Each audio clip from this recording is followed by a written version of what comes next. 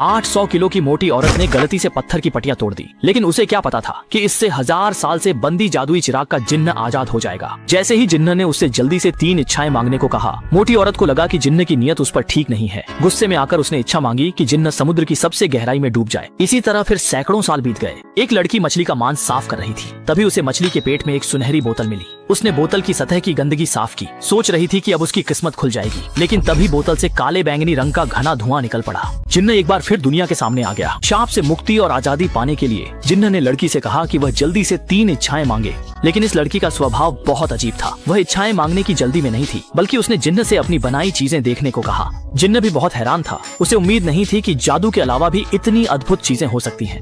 इसके बाद लड़की ने उसे अपनी एक और खोज दिखाई। वह भी दा विंची जैसे जीनियस की तरह दुनिया में अमर हो सकती थी, लेकिन उस समय के सामंती समाज में लड़की की सारी खोजों और आविष्कारों को बुरी जादूगरी समझा गया। लेकिन लड़की का ज्ञान के प्रति जुनून पागलपन की हद तक था, इसलिए उसने अपनी पहली इच्छा सोची और वह थी और अधिक ज्ञान प्राप्त करना।